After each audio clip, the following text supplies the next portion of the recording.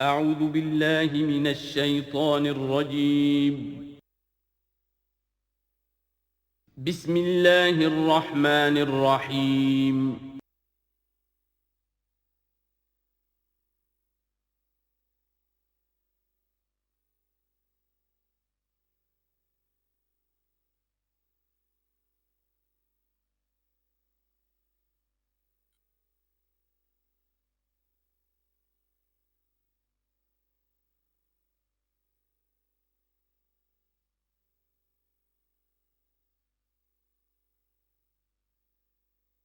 والصلاة والسلام على عباده الذين اصطفى خصوصا على أفضلهم وخاتم النبيين محمد الأمين وعلى آله وصحبه أجمعين. أما بعد فأعوذ بالله من الشيطان الرجيم. بسم الله الرحمن الرحيم. الحمد لله رب العالمين الرحمن الرحيم مالك يوم الدين إياك نعبد وإياك نستعين اهدنا الصراط المستقيم صراط الذين أنعمت عليهم غير المغضوب عليهم ولا الضالين آمين. رب اشرح لي صدري ويسر لي امري واحلل عقدة من لساني يفقهوا قولي. اللهم ربنا الهمنا رشدنا واعذنا من شرور انفسنا. اللهم ارنا الحق حقا وارزقنا اتباعه وارنا الباطل باطلا وارزقنا اجتنابه. اللهم ربنا يسر لنا امورنا كلها واتمم لنا بالخير وتقبل منا فإنك خير المتقبلين. آمین یا رب العالمین. ابھی میں نے سورہ فاتحہ کی تلاوت کی ہے اور آپ نے سماعت فرمائی. یہ سورہ مبارکہ مصحف کے اعتبار سے تو پہلی سورت ہے ہی، سب کو معلوم ہے، لیکن یہ بھی نوٹ کر لیجئے کہ یہ نزول کے اعتبار سے بھی سب سے پہلی مکمل سورت جو حضور پر نازل ہوئی وہ یہی ہے. اس سے قبل متفرق آیات نازل ہوئیں. 5 آیتیں سورہ علق کے آغاز میں، کچھ آیتیں سورہ قلم یا سورہ نون کے آغاز میں، کچھ آیتیں سورہ مزمل کی ابتدا کی، کچھ آیتیں سورہ مدثر کے آغاز کی. 5ویں وحی تقریباً اس پر اجماع ہے کہ یہ سورۃ الفاتحہ کی ہے اور یہ مکمل سورت ہے جو حضور پر نازل ہوئی. سورۃ الفاتحہ کے معنی ہوئے افتتاحی سورت. فتح یفتح کے معنی ہے کھولنا. مفتاح کنجی کو کہتے ہیں، چابی کو. تو یہ اوپننگ سورہ آف دی قرآن، قرآن حکیم کی افتتاحی صورت. ویسے جیسا کہ میں تعارف قرآن کے ضمن میں عرض کر چکا ہوں، عربوں کا یہ مزاج تھا کہ جس چیز سے انہیں خصوصی محبت ہوتی تھی اس کے بہت سے نام رکھتے تھے. اس کے بھی بہت سے نام ہیں. سورۃ الفاتحہ سب سے عام ہے، لیکن الکافیہ، الشافیہ، ام القرآن، اساس القرآن، کم سے کم یہ 4 نام تو میں سمجھتا ہوں کہ ہر مسلمان کو مزید معلوم ہونے چاہیے، اور بھی بہت سے نام. اس سورہ مبارکہ کی بالاتفاق و بالاجماع 7 آیتیں ہیں، اگرچہ ان کی ترتیب میں کچھ اختلاف ہے. ایک رائے یہ ہے، اور یہ رائے امام شافعی کی بھی ہے اور بصرہ کے جو قراء تھے ان کی بھی ہے، کہ آیت بسم اللہ بھی سورہ فاتحہ میں شامل ہے، اس کا جز ہے. وہ اس کو شامل کر کے پھر 7 آیتیں بناتے ہیں. تو آخری جنہیں ہم 2 آیتیں سمجھتے ہیں، صراط الذین انعمت علیہم غیر المغضوب علیہم ولا الضالین، وہ ان کے نزدیک ایک آیت ہے.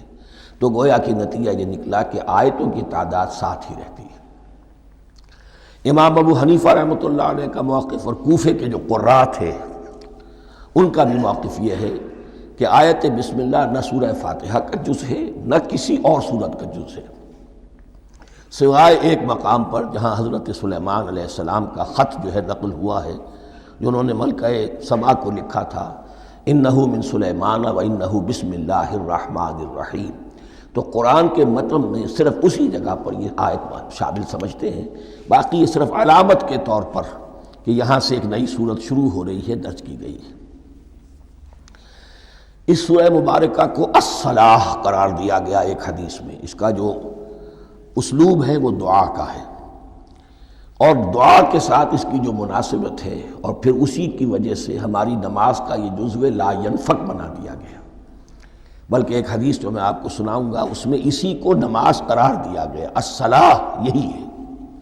ویسے وہ حدیث مبارک موجود ہے، من لم یقرأ بفاتحۃ الکتاب لا صلاۃ لمن لم یقرأ بفاتحۃ الکتاب، جو شخص سورہ فاتحہ کی تلاوت نہیں کرتا اس کی کوئی نماز نہیں۔ اس کے حوالے سے بھی ہمارے ہاں دو مسلک ہیں، ذکر صرف اس لیے کر رہا ہوں کہ آپ کے علم میں ہو، ان میں کوئی بنیادی فرق نہیں ہے۔ کسی بھی ایک رائے کا انسان قائل اور حامل ہو سکتا ہے بغیر اس کے کہ دوسرے کو بالکل غلط قرار دے، بلکہ یہ کہ اس کے لیے بھی گنجائش اپنے ذہن میں اور اپنے دل میں رکھے۔ اور دوسری آیت یہ ہے کہ اس کا حصہ نہیں ہے۔ اسی اعتبار سے یہ کہ یہ سورہ مبارکہ نماز میں پڑھی جانی ضروری ہے، لا صلاۃ لمن لم یقرأ بفاتحۃ الکتاب۔ البتہ یہ اختلاف ہے، یہ بات جو میں ذکر کر رہا تھا جو ذہن سے نکل گئی، کہ آیا مقتدی جو ہے امام کے پیچھے کھڑا ہو کر جب نماز پڑھ رہا ہو تو کیا اس صورت میں بھی اس کے لیے لازم ہے کہ سورہ فاتحہ پڑھیں؟ اس میں دو رائے ہو گئی، بلکہ تین۔ ایک رائے انتہائی ہے اور وہ فقہ حنفی کی طرف منسوب ہے کہ اگر آپ امام کے پیچھے مقتدی کی حیثیت سے نماز پڑھ رہے ہیں تو کسی بھی رکعت میں آپ سورہ فاتحہ نہیں پڑھیں گے۔ ایک دوسری بالکل برعکس رائے ہے، وہ امام شافعی رحمۃ اللہ علیہ کی ہے کہ ہر حالت میں، چاہے امام جہری رکعت پڑھا رہا ہو جس میں وہ بلند آواز سے سورہ فاتحہ پڑھ رہا ہو، اور چاہے وہ سری رکعت ہو، ہر حالت میں مقتدی کو بھی پڑھنی ہے۔ ایک تیسری رائے بین بین ہے، وہ امام مالک کی ہے رحمۃ اللہ علیہ، کہ جو سری رکعت ہے جس میں کہ امام بھی خاموشی سے پڑھ رہا ہے، مقتدیوں کو بھی پڑھنی چاہیے۔ جو جہری رکعت ہے جس میں کہ امام بلند آواز سے پڑھ رہا ہے، اس میں مقتدیوں کو خاموش رہ کر پوری توجہ جو ہے سننے پر صرف کر دینی چاہیے۔ اذا قرئ القرآن فاستمعوا له وانصتوا، جب قرآن پڑھا جا رہا ہو تو پوری توجہ اس کے پڑھنے پر مرکوز کر دو اور خود خاموش رہو۔ میرے اپنی رائے میں یہ تیسری رائے سب سے زیادہ صائب ہے، اور اس میں کسی طرح کی بھی کوئی پیچیدگی پیدا نہیں ہوتی۔ بہرحال اس سورہ مبارکہ کا جو اسلوب ہے میں نے عرض کیا دعائیہ ہے، البتہ قرآن مجید کے علم اور حکمت کے اعتبار سے، اس کے فلسفے کے اعتبار سے ایک بات سمجھ لینی چاہیے۔ قرآن کا فلسفہ یہ ہے کہ بنیادی ہدایت ہر انسان کے دل میں موجود ہے، بالقوہ، پوٹینشلی۔ یہ جو قرآن مجید یا اللہ کی کتابیں نازل ہوتی ہیں یہ انہیں ایکٹیویٹ کرتی ہیں، وہ اندر کی جو ڈورمنٹ کانشسنس ہے، خوابیدہ شعور جو ہے اسے بیدار کر کے، اور پھر یہ کہ اسے اجاگر کرتی ہیں۔ ہر سلیم الفطرت انسان اور سلیم العقل انسان، دو سلامتی شرط ہیں۔ سلیم الفطرت، نیچر پرورٹڈ نہ ہو، فطرت مسخ نہ ہو گئی ہو، عقل سلیم ہو۔ ان دونوں چیزوں کا نتیجہ یہ نکلتا ہے کہ وہ انسان از خود، بغیر کسی وحی کی رہنمائی کے، بغیر کسی نبی کی تعلیم کے سے استفادہ کیے ہوئے، از خود بھی کچھ حقائق تک پہنچ جاتا ہے۔ اور وہ حقائق کیا ہیں؟ نمبر ایک یہ کہ اس کائنات کا ایک خالق ہے اور وہ ایک ہے، اور وہ تمام صفات کمال سے متصف ہے۔ نمبر دو یہ کہ انسان کی زندگی صرف یہ زندگی نہیں ہے، بلکہ ایک اور زندگی ہے کہ جس میں اس زندگی کے اعمال کے نتائج برآمد ہوں گے۔ یہ دو باتیں، اس کی زیادہ وضاحت کے ساتھ جو ہے اس کا تذکرہ آئے گا سورہ لقمان میں، جہاں حضرت لقمان کی شخصیت کا تذکرہ ہے۔ لیکن یہاں صرف یہ بات سمجھ لیجئے کہ قرآن کا فلسفہ یہ ہے کہ ہر انسان میں، ہر فرد نوع بشر میں جو اپنی ولادت کے وقت مسلم ہوتا ہے، حضور کی حدیث ہے کل مولود یولد علی الفطرہ ابواہ یحودانہ او ینصرانہ او یمجسانہ، ہر بچہ نوع انسانی کا فطرت اسلام پر پیدا ہوتا ہے، وہ فطرت کے اندر وہ ہدایت ودیت ہے۔ اب اگر وہ فطرت بس نہیں ہوئی اور عقل جو ہے وہ صحیح رخ پر کام کر رہی ہے تو ان دو حقائق تک وہ انسان خود پہنچ جائے گا۔ لیکن ان دونوں حقائق تک پہنچنے کے بعد اب وہ دست بستہ دعا کرے گا کہ اے رب اب مزید ہدایت تو مجھے عطا فرما۔ ایک تو یہ کہ میں کیا کروں کیا نہ کروں، میری عقل اس میں ٹھوکر کھا سکتی ہے، میں کسی اچھی چیز کو بری سمجھ سکتا ہوں، کسی بری کو اچھی سمجھ سکتا ہوں، تو مجھے صحیح راستہ، صحیح راہ ہدایت پر چلا۔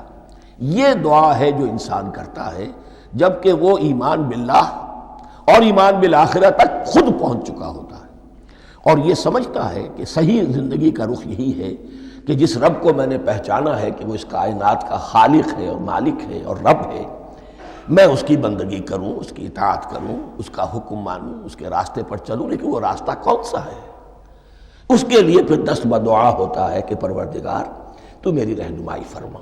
یہ مقام ہے کہ جہاں آپ سمجھ لیجئے اپنے آپ کو بھی آج اس جگہ پر تصور کرتے ہوئے پھر اس سورہ مبارکہ کو پڑھیے کہ آپ اس مقام پر اللہ کے فضل و کرم سے پہنچ چکے ہیں کہ اللہ کو آپ نے پہچان لیا اور اس کی توحید کو جان لیا، اس کی جملہ صفات کمال سے آپ واقف ہو گئے۔ آپ یہ بھی جان گئے کہ بڑھ کر اس کے حضور میں حاضر ہونا ہے اور وہ حساب کتاب لے گا۔ پھر آپ نے یہ عہد بھی کر لیا کہ اب زندگی گزارنی ہے اس رب کی بندگی میں، اسی کی فرما برداری میں۔ اب یہاں کھڑے ہو کر آپ پوچھتے ہیں کہ اللہ مجھے وہ تفصیلی ہدایت عطا فرما، ایسا نہ ہو کہ کبھی میں کسی راستے پر چلتا ہوا کسی پگڈنڈی پر مڑ جاؤں اور وہ تھوڑی سی جو ڈیوییشن ہو میرے راستے کی وہ میری عاقبت کو برباد کر دے۔ یک لحظہ غافل گشتم و صد سال راہم دور شد، اس لیے کہ ہوتا یہی ہے سیدھے راستے سے ذرا سی کوئی پگڈنڈی جو ہے تھوڑے سے اینگل پر نکلی ہے، لیکن جب چلتے جائیں گے آپ تو جتنا آگے بڑھیں گے اس پر اس راہ صراط مستقیم سے آپ اتنے ہی زیادہ دور ہوتے چلے جائیں گے۔ یہ ہے قرآن مجید کی حکمت اور فلسفے کے اعتبار سے اس سورہ مبارکہ کا مقام۔ اب آئیے ہم بسم اللہ کرتے ہیں۔ بسم اللہ الرحمن الرحیم، شروع کرتا ہوں میں اللہ کے نام سے جو رحمان اور رحیم ہے۔ اس پر کچھ گفتگو ہو چکی ہے تعارف قرآن کے ضمن میں کہ رحمان اور رحیم دو نام ہیں کہ جو رحمت کے مادے سے نکلتے ہیں۔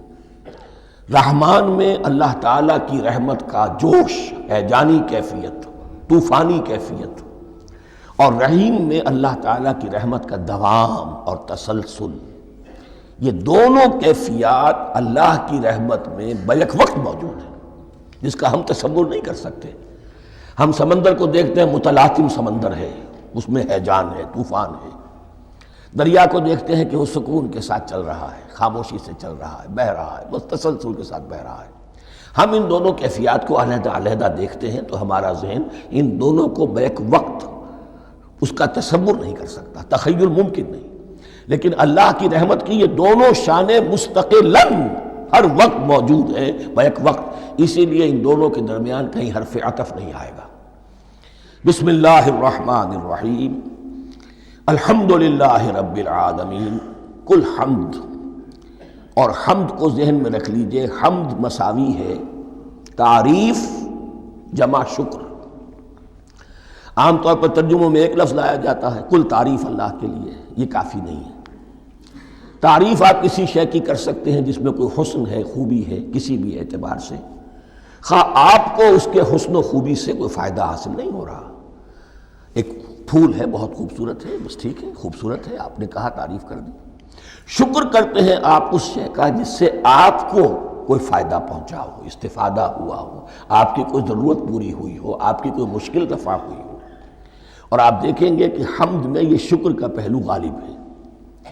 جتنی بھی دعائیں ہیں حضور سے منقول، شکر کے مقام پر وہاں حمد آتا ہے۔ بھوک لگی ہوئی تھی، کھانا کھایا، الحمدللہ الذی اطعمنی وسقانی۔ اب یہاں دیکھیے ترجمہ تعریف نہیں، شکر ہے اس اللہ کا جس نے مجھے کھلایا اور پلایا۔ آپ بیت الخلاء سے باہر آئے، نجاستیں آپ سے دور ہو گئیں، طبیعت میں انشراح ہوا، الحمدللہ الذی اذھب عنی الاذی وعافانی۔ وہ شکر ہے اس اللہ کا جس نے اذیت بخش چیزیں مجھ سے دور کر دیں اور مجھے عافیت بخشی۔ تو یہ الحمدللہ رب العالمین، اللہ تعالیٰ کا حسن و کمال اور حسن و جمال اپنی جگہ بھی اس انتہا کا ہے کہ جتنی تعریف اس کا حق ہے ہم کر ہی نہیں سکتے، لیکن اس کے احسانات اور انعامات ہم پر اتنے ہیں کہ ہم ان کو بھی گن نہیں سکتے، لہذا ایک ہی احصاء ہم نے کر دیا الف لام کے ساتھ، الحمدللہ رب العالمین، تمام تعریفیں اور کل شکر اللہ کے لیے ہیں کہ جو تمام جہانوں کا پروردگار ہے، رب ہے، مالک ہے۔ رب میں ایک مفہوم ہوتا ہے ربوبیت کا، اور اس میں مفہوم شامل ہوتا ہے تربیت کا، ربیانی صغیرہ، تو مالک ہونا اور تربیت دینا۔ آپ جس شے کے مالک ہوں گے آپ چاہیں گے اس میں بڑھوتری ہو، اس میں اضافہ ہو، وہ نشو و نما پائے، تو یہ دونوں چیزیں آپس میں ایک دوسرے کا جڑی ہوئی ہیں، پروردگار بھی اور مالک بھی۔ عام طور پر عربی میں رب کا لفظ مالک کے لیے آتا ہے، رب البیت، رب الدار، رب المال، تو مالک وہاں پر ظاہر بات ہے کہ اس سے مراد کیا ہے، مال والا، گھر والا، گھر کا مالک۔ تو کل شکر اور کل تعریف اس اللہ کے لیے ہے جو تمام جہانوں کا مالک بھی ہے اور پروردگار بھی ہے۔ الرحمن الرحیم، رحمان ہے اور رحیم ہے، اب دوبارہ اس کی میں وضاحت نہیں کروں گا۔ مالک یوم الدین، یوم دین کا مختار مطلق ہے۔ دین عربی زبان میں کہتے ہیں بدلے کو، دناہم کما دانو، کما تدینو تو دانو، یہ کہاوت ہے، جیسے اردو میں ہم کہتے ہیں جیسا کرو گے ویسا بھرو گے، کما تدینو تو دانو، تو یہ ہے بدلہ، اس کا بنیادی مفہوم جو ہے وہ بدلہ ہے۔ تو بدلے کا ایک دن ہے جس دن فیصلہ ہوگا کہ کون کیا کما کر لایا ہے اور اسے کیا بدلہ ملنا چاہیے۔ آیا اس کا برائیوں کا پلڑا بھاری ہے کہ اسے سزا ملنی چاہیے، یا اس کی حسنات اور نیکیوں کا پلڑا بھاری ہے کہ اسے جزا ملنی چاہیے، اس کا انعام اور اکرام کے ساتھ معاملہ کیا جانا چاہیے، وہ ایک دن ہے، اسے ہم یوم القیامہ کہتے ہیں۔ اور لیکن اصل بات جو یہاں کہی گئی، یعنی ایک جملے میں تین باتوں کا اعتراف ہو رہا ہے۔ بعث بعد الموت، ایک دن آئے گا کہ ہم مرنے کے بعد تمام انسان اٹھا لیے جائیں گے، پھر حساب و کتاب، پھر اللہ کے ہاں حاضری ہوگی اور حساب کتاب ہوگا، اور تیسرے یہ کہ اس حساب کتاب کے دن کا مختار مطلق اللہ ہے، یعنی کسی اور کو اپنے ذہن میں سہارا بنا کر آپ زندگی گزاریں کہ وہ مجھے چھڑا لے گا، یا وہ ہستی جو ہے اتنی زوردار ہے کہ وہ مجھے بچا لے گی، اس سے اپنے دل کو، اپنے ذہن کو بالکل پاک کر لیجئے۔ مالک یوم الدین، ایک دوسری جگہ پر قرآن میں آیا ہے، اس روز کوئی پکارنے والا پکارے گا، لمن الملک اليوم للہ الواحد القہار، آج کے دن کس کا اختیار مطلق ہے؟ اور پھر کہا جائے گا اللہ کے لیے، الواحد قہار، جو پوری طرح چھایا ہوا ہے، مستولی ہے۔ تو مالک یوم الدین، جو جزا و سزا کے دن کا مالک ہے۔ اب یہاں سے کلام ایک رخ بدل رہا ہے، ابھی تک تو یہ غائبانہ انداز میں کلام ہو رہا ہے، اللہ سے خطاب نہیں آیا اس میں ابھی۔ الحمدللہ رب العالمین الرحمن الرحیم مالک یوم الدین، اب خطاب ہے، ایاک نعبد و ایاک نستعین، ہم صرف تیری ہی بندگی کرتے ہیں اور کریں گے، اور ہم صرف تجھ ہی سے مدد مانگتے ہیں اور مانگیں گے۔ یہ ترجمہ میں کیوں کر رہا ہوں کہ یہ فعل مضارع ہے، عربی زبان میں فعل مضارع حال اور مستقبل دونوں کو کور کرتا ہے۔ کا جو ہے مفعول فاعلی جو ہے، مفعول جو ہے اس میں ضمیر مفعولی اسے پہلے لا کر حشر کا مضمون پیدا ہو گیا۔ ہم تیری بندگی کرتے ہیں نہیں، ہم تیری ہی بندگی کرتے ہیں اور کریں گے۔ حال میں ترجمہ کیجئے تو یہ اظہار حال ہے، اور مستقبل میں ترجمہ کیجئے تو یہ ایک عہد ہے، قول و قرار ہے، بہت بڑا معاہدہ ہے۔ وَإِيَّاكَ نَسْتَعِينُ، اور صرف تجھ ہی سے مدد مانگتے ہیں اور مانگیں گے۔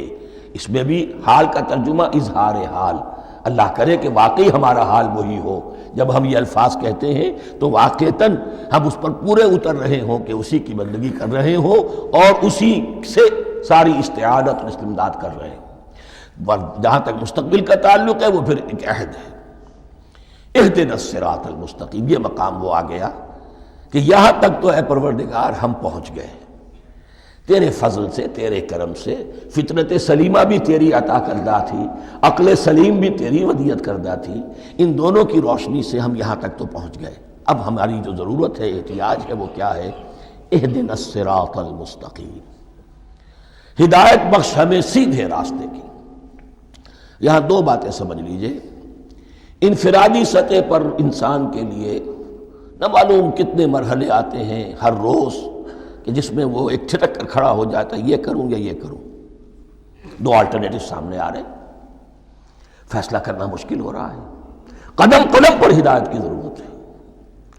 اور اجتماعی طور پر نوع انسانی تین بڑے بڑے تمدنی مسائل میں واقعہ یہ ہے کہ تسلیم کر لیا جانا چاہیے کہ عقل انسانی اس کو راستہ نہیں دکھا سکتی۔ عام معاشرتی سطح پر مرد اور عورت کے درمیان حقوق اور اختیارات کا کیا توازن ہو، ناممکن ہے، انسان طے نہیں کر سکتا۔ انسان یا مرد ہے یا عورت ہے، عورت سوچے گی اپنے لحاظ، اپنے جذبات کا، اپنے خیالات کا لحاظ رکھے گی، مرد کے جذبات و احساسات کا اسے کوئی اس کا کوئی تصور ہی ممکن نہیں۔ مرد سوچے گا اسے اپنے احساسات معلوم ہے، لیکن یہ کہ عورت کے احساسات سے وہ نابلد ہے، ان کو محسوس کر ہی نہیں سکتا، لا محالہ وہ اپنے بارے میں وہ جو بھی نظام بنائے گا اس میں وہ اپنی بالادستی رکھے گا۔ وہ تو ایک ہی ہستی ہو سکتی ہے کہ جو دونوں کی خالق ہے، مرد کی بھی عورت کی بھی، اور اس کو دونوں سے محبت ہے، دونوں کا خیر خواہ ہے، دونوں کا رب ہے، دونوں کو پروان چڑھانا چاہتا ہے۔ اسی طرح فرد اور معاشرہ یا ریاست، حکومت اور ریاست ہمیشہ یہ چاہتی ہے کہ سارے اختیارات ہمارے ہاتھ میں آ جائیں، ٹوٹلیٹیرین سوسائٹی ہو، بس ہم حکم دیں اور لوگ اس پر چلیں۔ افراد یہ چاہتے نہیں، ہمیں آزادی ہونی چاہیے۔ اب آپ دیکھیے کہ دنیا میں کتنے جھگڑے چلتے ہیں اسی پر، فریڈم فریڈم فریڈم۔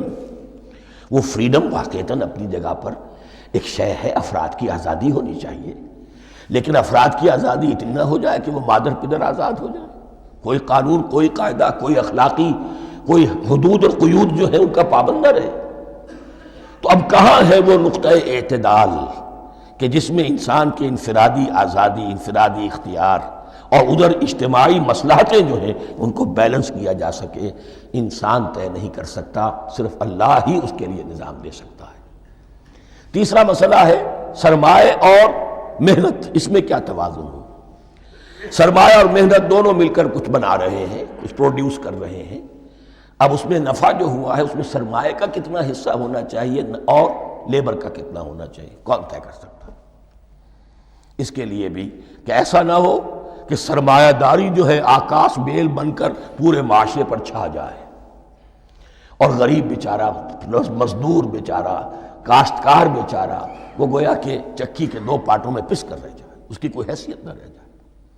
لیکن یہ کہ دوسری طرف اگر یہ کہ مزدور کا جو حق ہے اس سے زیادہ اس کو دے دیا جائے تو سرمایہ جو ہے وہ سکڑ جائے گا، شائی ہو جائے گا، وہ پھر میدان میں نہیں آئے گا۔ کیا کیا جائے؟ کون سا نقطہ عدل و اعتدال ہے؟ یہ تین مسائل ایسے ہیں، اہدنا الصراط المستقیم۔ تو یوں سمجھیے کہ ایک جو بنیادی ہدایت تھی، ایک اللہ کو پہچان لینا، یہ جان لینا کہ کل حسن و جمال اور تمام انعام و اکرام کا منبع اس کی ذات ہے، وہ رحمان ہے اور رحیم ہے، اور یہ جان لینا کہ مرنے کے بعد جی اٹھنا ہے، حساب کتاب ہے، فیصلہ ہوگا جزا و سزا کا، اور مختار مطلق اس دن کا اللہ ہے۔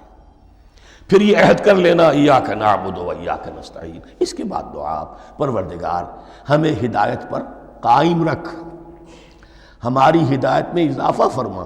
اس ہدایت کے لفظ کو سمجھ لیجئے، بنیادی ہدایت، تفصیلی ہدایت، قدم قدم پر ہدایت، ہدایت پر ہدایت۔ والذین اہتدوا زادہم ھدی، جو لوگ ہدایت کے راستے پر آتے ہیں اللہ ان کی ہدایت میں اضافہ کرتا ہے۔ تو یہ قدم قدم پر ہمیں ہدایت کی ضرورت ہے اور مرحلہ وار ضرورت ہے۔ ہدایت اس کو بھی کہتے ہیں کہ کسی نے آپ سے کوئی پتہ پوچھا، آپ نے کہا ادھر جانا، پھر دوسری گلی میں مڑنا، پھر جانا دو تین لائٹیں چلے جانا، پھر مڑنا، وغیرہ وغیرہ، یہ بھی ہدایت ہے، نظری طور پر آپ نے بتایا ہے۔ ایک ہدایت یہ ہوئی کہ بھائی میں چلتا ہوں آپ کے ساتھ، میں آپ کو وہاں تک پہنچا دوں گا تاکہ آپ کو دقت نہ ہو، آپ نے منزل تک پہنچا دیا۔ ان دونوں کے درمیان، یہ تو میں نے ایک فرد کی مثال دی ہے، اللہ اور بندے کے درمیان نہ معلوم کتنے مراحل ہیں ہدایت کے۔ تو کسی وقت بھی انسان اپنے آپ کو ہدایت خداوندی سے مستغنا نہیں سمجھ سکتا، اور نہیں تو پروردگار جو ہدایت دی ہے اس پر ہدایت پر قائم رکھ۔ کیا پتہ شیطان کا کوئی حملہ کیا پتہ ہمارے نفس کی کوئی شرارت کسی ایسے رخ پر ہمیں ڈال دے کہ اب تک کی ساری کمائی بھی ضائع ہو جائے۔ لہذا یہ نہ سمجھیے کہ جب یہ ساری چیزیں ان کو معلوم تھیں، ان چیزوں کا تو اقرار کر رہے تو اب ہدایت کون سی مانگ رہے ہیں؟ تو ہدایت کا تو بڑا میدان کھلا ہوا ہے، اور اس ہدایت کی وہ جو میں نے آخری شکل آپ کو بتائی ہے کہ منزل مقصود تک پہنچا دے، یہ ہدایت بھی قرآن مجید میں اس معنی میں بھی لفظ آیا ہے کہ اہل جنت جب جنت میں داخل ہوں گے تو جو ترانہ حمد ان کی زبان پر اس وقت ہوگا وہ کیا ہے؟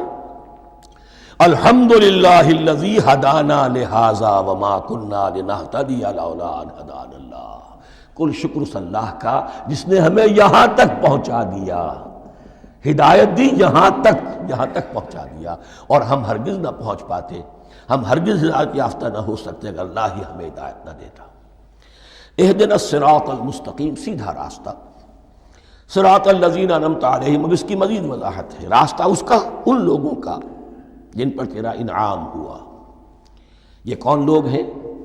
اس کی وضاحت آپ کو ملے گی سورہ نساء میں، من یطع اللہ والرسول فاولئک مع الذین انعم اللہ علیہم من النبیین والصدیقین والشہداء والصالحین۔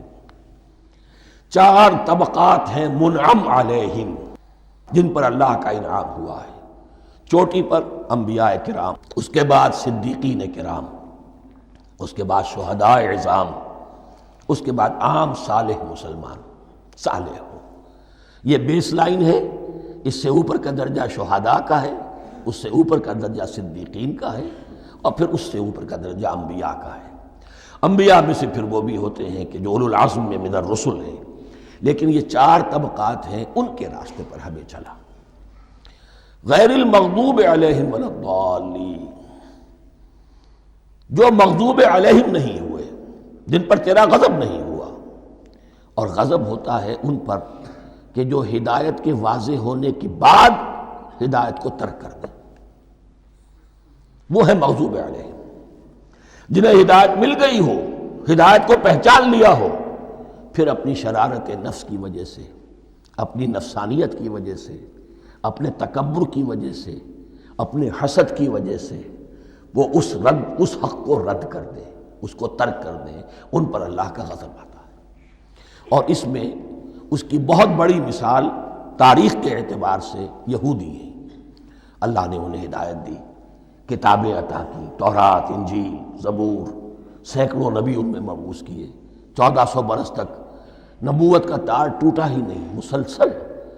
ابتدا میں بھی 2 نبی، موسیٰ اور ہارون، اور اختتام پر بھی 2 نبی، عیسیٰ اور یحییٰ علیہ السلام، اور ان کے مابین کوئی لمحہ نہیں آیا ہے تاریخ بنی اسرائیل میں جبکہ کوئی نہ کوئی نبی موجود نہ ہو۔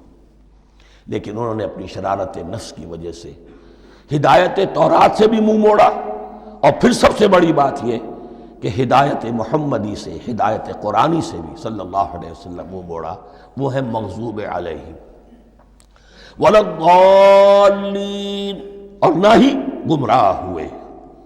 یہ لفظ جو آتا ہے عربی زبان میں، گمراہ کا بھی ہے اور تلاش حق میں بھٹکنے والے کا بھی ہے۔ ایک وہ شخص ہے جس پر حق ابھی واضح نہیں ہوا، وہ تلاش میں ہے، اس کے لیے بھی ضال کا لفظ آئے گا۔ اسی طرح کوئی شخص کسی کے عشق اور محبت میں ایسا ہو جائے، دیوانہ ہو جائے، اس کو بھی ضال کہتے ہیں، یعنی اس کے اوپر جذبات کا اتنا غلبہ ہو گیا ہے کسی کی محبت اور عشق کی بنا پر۔ تو حضور کے لیے یہ لفظ آیا ہے وَوَجَدَكَ ضَالًّا فَهَدَىٰ، اور یہ تو سورۃ الضحیٰ ہے، اکثر بیشتر لوگوں کو یاد ہوگی۔ تو یہ جو ضال کا لفظ ہے، اس میں سمجھ لیجئے ضروری نہیں ہے کہ وہ گمراہ ہو، بلکہ وہ بھی کہ جو ابھی راہ ہدایت کی طلب میں، اس کے حصول کے لیے اس کی تلاش میں کوشاں ہیں، اور وہ بھی کہ جو کسی مغالطے کی وجہ سے حق سے منحرف ہو جائے۔ یہ بھی جان لیجئے کہ ایک ہے بدنیتی، تکبر، حسد، حق کو جان کر پہچان کر رد کر دینا یا چھوڑ دینا یا ترک کر دینا۔ ایک ہے کسی غلطی میں، کسی جذبات کے اندر آ کر، کسی غلو کے اندر مبتلا ہو کر اور حق سے منحرف ہو جانا۔ اس کی جو سب سے بڑی مثال ہے وہ نصارہ ہے، عیسائی ہے۔ حضرت مسیح کو انہوں نے مانا لیکن غلو کیا، یہ لفظ آئے گا آگے، لا تغلو فی دینکم، اپنے دین میں غلو نہ کرو۔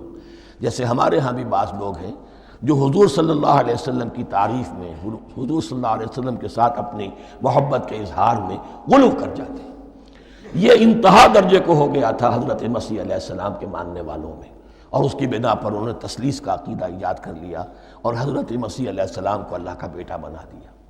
تو اس کی سب سے بڑی مثال ضالین کی اس اعتبار سے کہ ہدایت پانے کے بعد کسی بدنیتی سے نہیں بلکہ کسی اچھے جذبے میں غلو کی وجہ سے رسول سے محبت کرنا تو اچھا جذبہ ہے، لیکن یہ محبت بھی ایک حد میں رہنی چاہیے۔ غلو کرے گی تو ظاہر بات ہے کہ اس کے بعد وہ گمراہی کی طرف لے جائے گی۔ تو یہ ہے اس سورہ مبارکہ کا ترجمہ، اور اس کے بعد آخر میں آمین کہنا یہ مسنون بھی ہے، کہنا چاہیے۔ البتہ اختلاف یہاں بھی صرف اتنا ہے کہ نماز میں جب آپ امام کے ساتھ ہیں، وہ اگر جہری قرات کر رہا ہے تو آیا اس کے بعد آپ کو بھی بالجہر کہنا ہے آمین یا نہیں کہنا، یہ اختلاف ہے، ان میں کوئی فرق واقع نہیں ہوتا۔ یہ چیز متفق علیہ کہ کہنا ہے آمین، بلکہ یہ آمین تو یہودیوں میں ہے، یہ آمین جو ہے یہ عیسائیوں میں بھی ہے۔ ان کی بھی جو پریئر لارڈس پریئر ہے اس کے بعد آمین، وہ آمین کہتے ہیں، وہ فرق وہ لفظ ایک ہی ہے، اس لیے کہ عبرانی زبان اور عربی زبان یا تو ہم یہ کہہ سکتے ہیں کہ دونوں بہنیں ہیں، کوئی ایک مشترک زبان تھی ان کی ماں جس کی یہ دو بیٹیاں ہیں، اور یا یہ کہنا پڑے گا کہ عربی زبان کی ماں جو ہے وہ عبرانی زبان ہے۔ بہرحال بڑا قریبی رشتہ عربی کا اور عبرانی کا ہے، اس اعتبار سے وہ آمین۔ اب آپ کو معلوم ہے ہم السلام علیکم وہ کہتے ہیں، وہ سلام کہتے ہیں، فرق کیا ہے؟ وہ تو تلفظ کا فرق ہے۔ اسی طریقے سے اور بہت سے الفاظ ہیں، میں بعد میں بتا۔ اب میں اس سورہ مبارکہ کے بارے میں خاص حدیث آپ کو سنانا چاہتا ہوں، اور اسی سے در حقیقت جو امام ابو حنیفہ کا موقف ہے رحمۃ اللہ علیہ، اس کی حقانیت مزید مبرہن ہو جائے گی۔ یعنی کیا کہ آیت بسم اللہ سورہ فاتحہ کا جز نہیں ہے، سورہ فاتحہ الحمدللہ رب العالمین سے شروع ہوتی ہے۔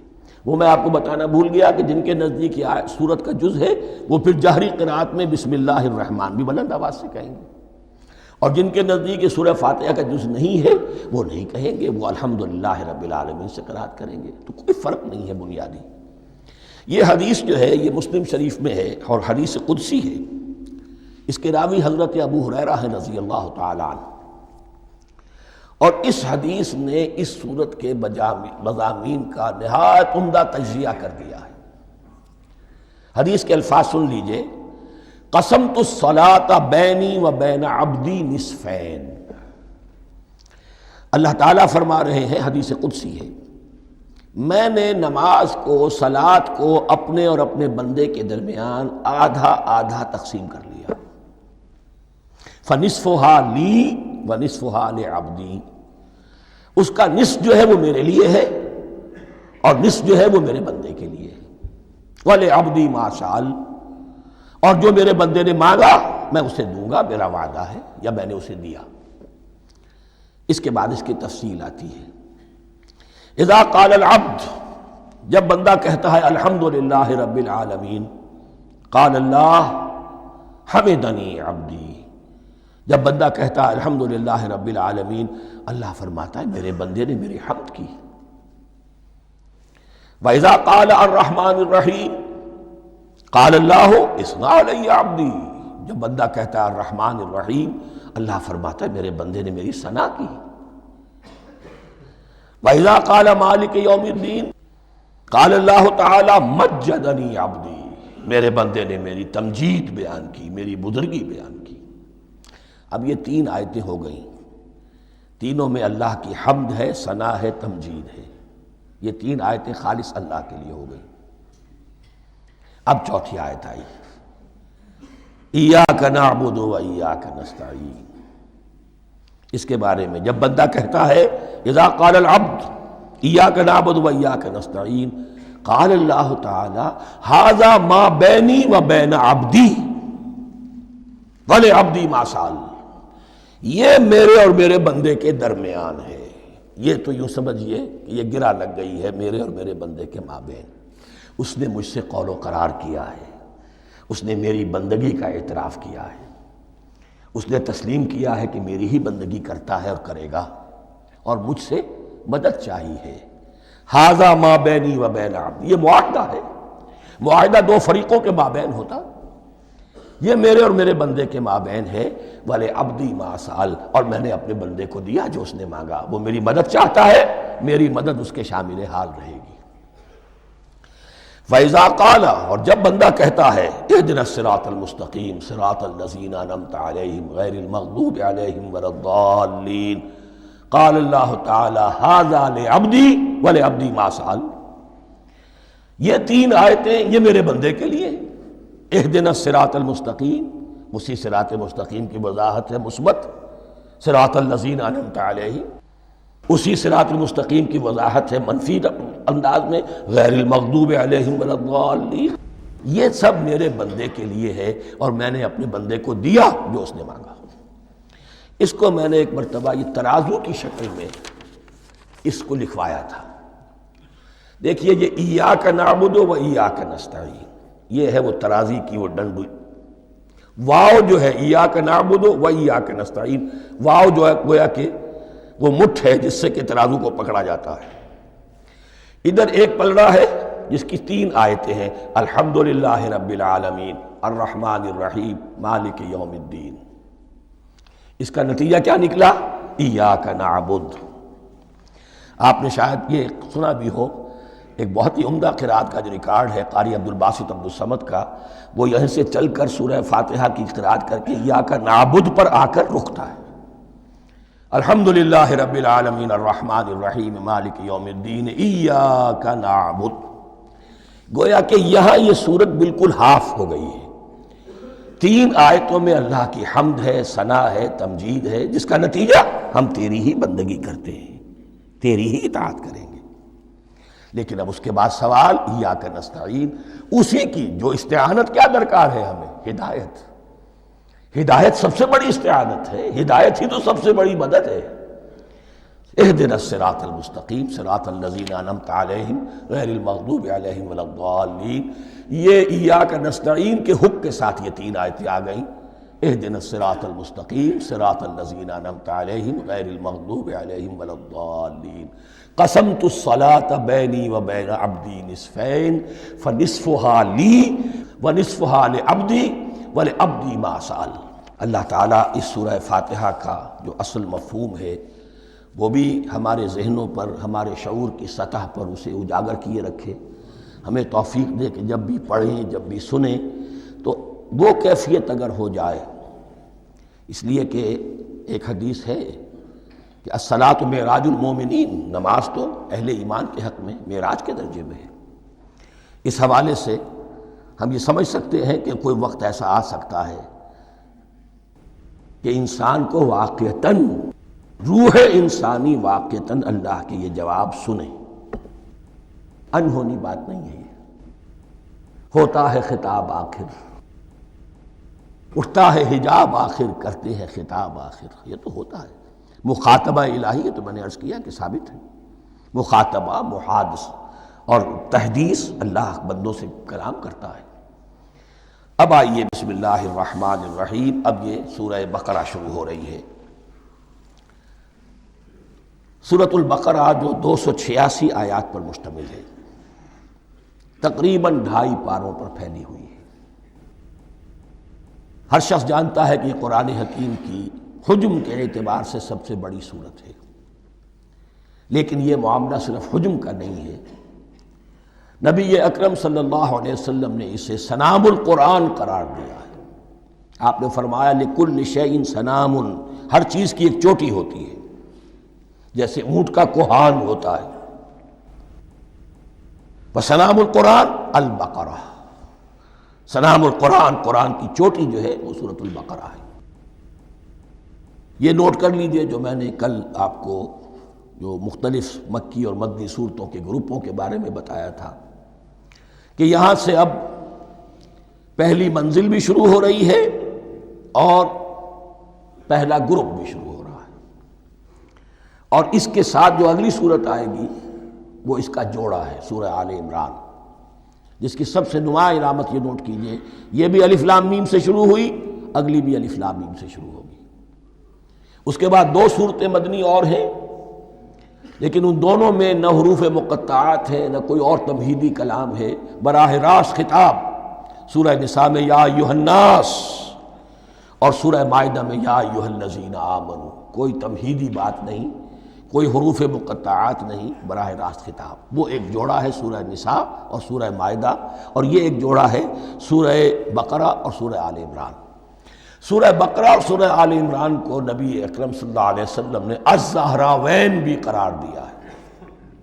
زہرا کہتے ہیں بڑی روشن چیز کو، یہ حضرت فاطمہ رضی اللہ تعالی عنہ کے نام کے ساتھ آتا ہے، فاطمۃ الزہراء، تو زہرا بہت روشن دمکتی ہوئی شے۔ الزہراوین، یہ دو نہایت دمکتی ہوئی صورتیں ہیں جو قیامت کے دن دو بدلیوں کی شکل میں ظاہر ہوں گی، حضور نے فرمایا، اور جو لوگ ان صورتوں سے محبت کرتے تھے ان پر سایہ کریں گی۔ اللہم ربنا اجعلنا منہم، ہمیں اللہ تعالیٰ ان میں شامل فرما دے۔ اس سورہ مبارکہ کو دو حصوں میں تقسیم سمجھیے۔ ویسے تو یہ کہ رکوع آئیں گے، پارے بھی بدلیں گے اس میں، لیکن حصے دو ہیں۔ پہلے حصے میں اصل روح سخن سابقہ امت مسلمہ سے ہے، یہود سے، بنی اسرائیل سے۔ دوسرے حصے میں اصل خطاب موجودہ امت مسلمہ سے ہے، امت محمد سے صلی اللہ علیہ وسلم۔ پہلے حصے میں 18 رکوع ہیں لیکن آیات 152 ہیں۔ دوسرے حصے میں 22 رکوع ہیں لیکن آیات 134 ہیں۔ گویا کہ اس سے آپ کو توازن نظر آئے گا کہ اگرچہ ادھر رکوعوں کی تعداد کم ہے 18 لیکن آیات کی تعداد زیادہ ہے 152۔ دوسرے حصے میں رکوعوں کی تعداد زیادہ ہے 22 لیکن آیات کی تعداد 134۔ اسی لیے اس کا ایک نام میں نے تجویز کیا ہے، وہ اس لیے تاکہ کچھ حقائق آپ کے ذہنوں میں ان ناموں کے حوالے سے بھی انشاءاللہ محفوظ ہو جائیں گے۔ سورۃ الامتین، دو امتوں کی صورت، اس لیے کہ تقریباً نصف اس کی ساری بحث جو ہے، مرکزی بحث، وہ سابقہ امت مسلمہ بنی اسرائیل، اور دوسرا نصف اس میں سارا خطاب وہ ہے موجودہ امت مسلمہ یعنی امت محمد صلی اللہ علیہ وسلم۔ اس کا جو پہلے 18 رکوع ہیں یا پہلا حصہ ہے، اس کے اندر ڈویژن فردر ہوگی ورٹیکل، عمودی۔ پہلے 4 رکوع، پھر 10 رکوع، پھر 4 رکوع۔ لیکن جو 22 رکوع ہیں دوسرے حصے کے، دوسرے نصف کے، اس میں ڈویژن جو ہے جو ہاریزونٹل ہے، وہ افقی تقسیم ہے، عمودی نہیں، افقی۔ وہ میں بعد میں بیان کروں گا جب ہم وہاں پہنچ جائیں گے۔ ان کو پہلے سمجھ لیجئے کہ اس پہلے حصے کی جو تقسیم میں نے کی ہے، پہلے 4 رکوع، پھر 10 رکوع اور پھر 4 رکوع۔ پہلے 4 رکوع یوں سمجھیے کہ پورے قرآن مجید کے لیے اس کی حکمت اور فلسفے کا جو حصہ مکی قرآن میں بیان ہو چکا تھا اس کا خلاصہ ہے۔ جب یہ صورت نازل ہو رہی ہے تو یہ تو مدینہ میں حضور تشریف لا چکے ہیں، 12-13 سال جو ہے گزر چکے ہیں، اور ان 12-13 سالوں کے دوران 2/3 قرآن نازل ہو چکا ہے۔ اس میں جو بھی حکمت، فلسفہ اور بنیادی دعوت، یہ جو چیزیں مکی قرآن میں بیان ہوئیں، ان کا خلاصہ نچوڑ نکال کر یہاں 4 رکوعوں میں رکھ دیا گیا۔ اگرچہ ان میں بھی جب گہرائی میں آپ دیکھیں گے تو روح سخن جو ہے وہ بنی اسرائیل کی طرف ہے، وہ میں بعد میں عرض کروں گا، لیکن اضافی طور پر یہ سمجھ لیجئے کہ پورے مکی قرآن کے حکمت اور پیغام کا خلاصہ ان 4 رکوعوں میں۔ پھر 10 رکوع ہیں جن میں براہ راست خطاب ہے سابقہ امت مسلمہ، یا بنی اسرائیل۔ اس کے بھی 2 حصے ہیں۔ پہلے ایک رکوع میں دعوت ہے، بڑا انداز اس کا بڑا پیارا ہے، اس میں دعوت ہے، ایمان لاؤ محمد پر صلی اللہ علیہ وسلم۔ اور اس کے بعد 9 رکوع ہیں ملامت کے، ملامت، تنقید، تم نے یہ کیا اور یہ کیا اور یہ کیا، ہم نے یہ احسان کیے، یہ احسان کیے، یہ احسان کیے، تم نے یہ ناشکری کی، یہ ناشکری کی، یہ ناشکری کی۔ اور اس سب کا نتیجہ آخری 4 رکوعوں میں ہے کہ اب تمہیں اس منصب سے معزول کیا جا رہا ہے جس پر تم 2000 برس تک فائز رہے ہو، اور تمہیں ہٹا کر اب ایک نئی امت محمد کی شکل میں جو وجود میں آ چکی ہے صلی اللہ علیہ وسلم، اسے اس پر فائز کیا جا رہا ہے۔ اور اس کی علامت کے طور پر اسے میں کہا کرتا ہوں کورونیشن، تاج پوشی۔ ایک امت معزول، دوسری امت اس کا نسب ہو رہا ہے، اس کی تاج پوشی کے لیے سمبل، علامت کیا ہے؟ قبلہ تحویل۔ وہ قبلہ یروشلم سابقہ امت کا قبلہ اب ادھر رخ نہیں ہوگا، اب اہل توحید کا قبلہ یہ مکے کی طرف ہوگا، بیت اللہ کی طرف ہوگا۔ تو تحویل قبلہ کا مضمون ہے جو ان 4 رکوعوں میں آتا ہے۔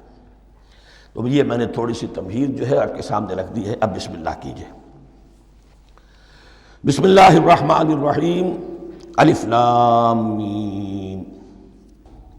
الف لام میم یہ حروف مقطعات ہیں، یہ علیحدہ علیحدہ پڑھے جاتے ہیں، علم نہیں پڑھ سکتے اس کو۔ الف لام میم، ہا میم ہے، ہا علیحدہ میم علیحدہ، اگرچہ لکھے ہوئے ہوتے ہیں جڑے ہوئے، کاف ہا یا عین صاد لکھے ہوئے جڑے ہوئے، پڑھے جائیں گے علیحدہ علیحدہ، قطع علیحدہ کرنا۔ تو حروف مقطعات، ان کے بارے میں ایک بات تو جو ہے اجماعی ہے، سب کے نزدیک مسلم ہے، ان کا کوئی حتمی مفہوم اور ان کے حتمی معنی کسی کو معلوم نہیں سوائے اللہ اور اس کے رسول کے۔ اس معنی میں یوں بھی کہا گیا یہ کوڈ ورڈز ہیں، جیسے کہ کوئی میسیجز جو ہیں ادھر ادھر بھیجے جاتے ہیں، سیکرٹ میسیجز، تو کچھ کوڈ ورڈز ہوتے ہیں جس سے سمجھ میں آتا ہے کہ یہ بات واقعتاً صحیح سورس سے آ رہی ہے، واللہ عالم۔ لیکن اس کا کوئی مفہوم اور اس کے معنی جو ہیں وہ اتفاق اس پر ہے، اگرچہ بعض حضرات نے کچھ اپنی سی کوشش کی ہے، کچھ مفہوم جو ہے بنانے کی، وہ اپنی جگہ پر ہے، لیکن یہ کہ کسی حضرت عبداللہ ابن عباس رضی اللہ تعالیٰ عنہما نے بعض ایسی کوششیں کی ہیں، لیکن ان کی رائے کو بھی ان کی ذاتی رائے سمجھا گیا ہے، امت نے اسے قبول نہیں کیا۔ اجماع اور کنسنسس اسی پر ہے کہ اس کے معنی اور مفہوم کسی کو معلوم نہیں سوائے اللہ اور اس کے رسول کے۔ البتہ بعض چیزیں ایسی ہیں کہ وہ اگر نوٹ کر لی جائیں تو شاید آئندہ ہے اس میں کچھ راز کھلنے کے امکانات پیدا ہو جائیں۔ دیکھیے عربی زبان کے جو الفابیٹس ہیں ان کی تعداد 29 ہے یا 28 ہے، میں بتا چکا ہوں۔ الف اور حمزہ کو ایک سمجھے تو 28 ورنہ 29۔ پہلی بات یہ نوٹ کیجئے، قرآن حکیم کی 114 صورتوں میں سے 29 صورتوں میں ان کے شروع میں یہ حروف مقطعات آئے ہیں۔ دوسری بات یہ کہ اس میں 28 کا نصف کیجئے تو 14 استعمال ہوئے، 14 نہیں استعمال ہوئے، بالکل آدھی تعداد استعمال ہوئی ہے۔ تیسرے یہ کہ جو شروع اور آخر اور درمیان 3 حصوں میں تقسیم کر دیجئے آپ، 9 9 9 پلواڑی 27، ایک طرف 10 رہ جائیں گے۔ پہلے حصے میں سے بہت کم حروف لیے گئے، بہت کم، آخری حصے کے تقریباً تمام حروف ہیں تقریباً۔ درمیانی حصہ وہ ہے کہ جس میں آپ نے دیکھا ہے کہ عربی میں جوڑوں کی شکل میں ہے، صاد ضاد، فرق کیا ہے نقطے کا، سین شین فرق کیا ہے نقطوں کا، را زا فرق کیا ہے نقطے کا۔ تو جو بھی نقطے والا لفظ ہے وہ نہیں لیا گیا، اور جو بغیر نقطے کے غیر منقوط ہے وہ لیا گیا۔ پھر اس میں 3 صورتیں ہیں جن میں ایک ایک حرف آیا ہے، سورہ قاف، سورہ نون، سورہ صاد۔ پھر صورتیں ہیں جن میں 2 2 آئی ہیں، جن میں 3 3 آئے ہیں، پھر 4 4 آئے ہیں، 2 ہی صورتیں ہیں جن میں 4 4 ہیں، اور 2 ہی صورتیں جن میں 5 5 ہیں۔ تو یہ ہے صرف یوں سمجھیے کہ اعداد و شمار۔ اس کے حوالے سے کچھ آدمی غور کرے تو شاید کوئی بات نکلے۔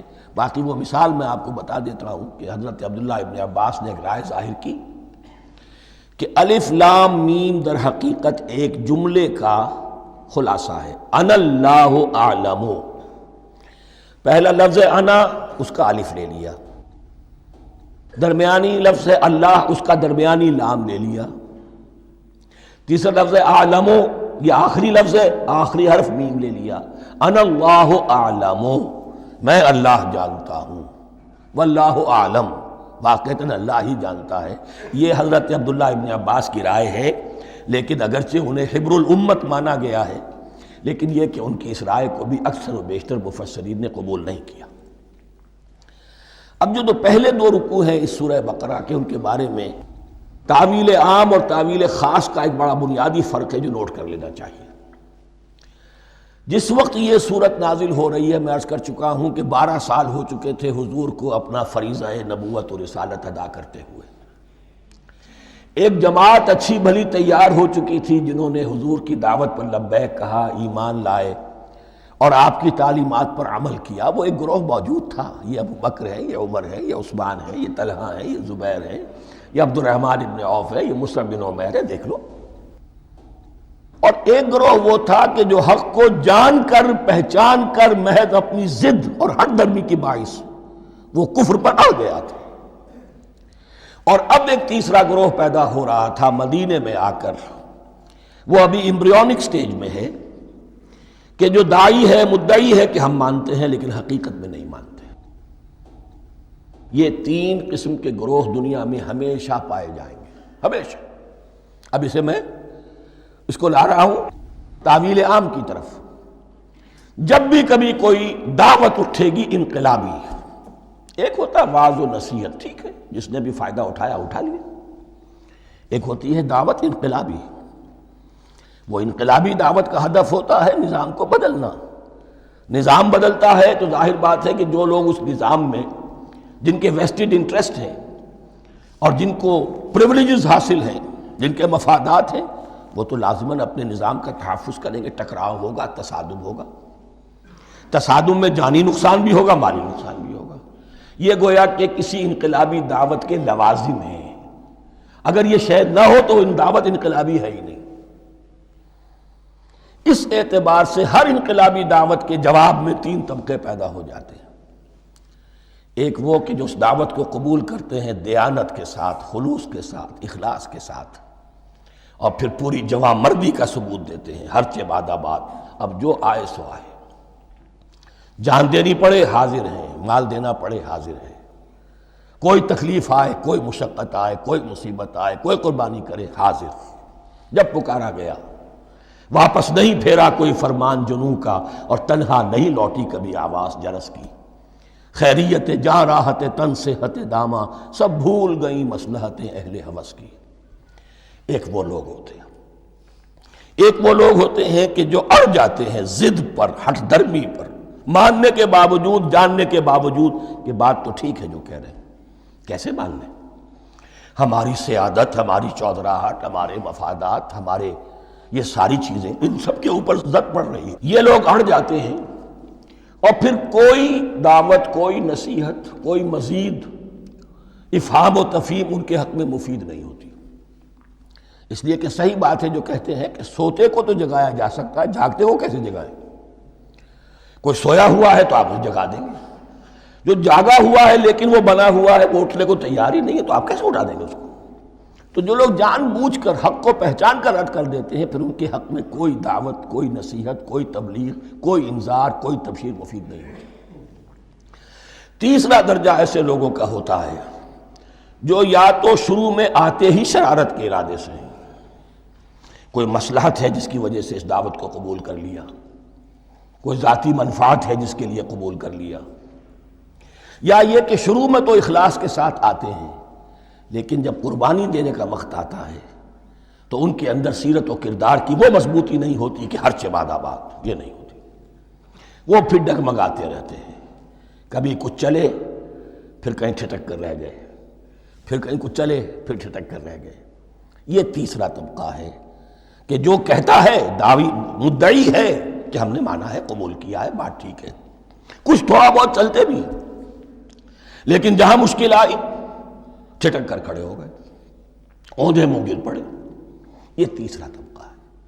اس کے لیے لفظ ہمارے ہاں منافقین بھی ہے، لیکن اس رکوع میں آ کر، ابھی ان 4 رکوعوں میں نہیں بلکہ سورہ بقرہ میں مکمل میں بھی کہیں نفاق کا لفظ نہیں آیا ہے، اس لیے کہ اسے مرض سے تعبیر کیا گیا۔ یہ مرض ہے ایک، اور اس مرض کے ذریعے سے لوگوں کے اندر جو ہے وہ ایک نفاق کا بیج پڑ رہا ہے، جو ظاہر ہوگا تو منافقت پوری کی پوری کھل کر سامنے آ جائے گی۔ روگ ہے انسانی شخصیت کا، اس حوالے سے وہ تیسری، اور یہ چونکہ اہم ترین حصہ تھا، اور یہ مرض اب شروع ہو رہا تھا مدینے میں، مکے میں نہیں تھا، لہذا زیادہ تفصیل سے اس کے بارے میں گفتگو ہوئی۔ اب ان 2 رکوعوں کا سلسلے وار مطالعہ انشاءاللہ اس دوسری نشست میں کریں گے۔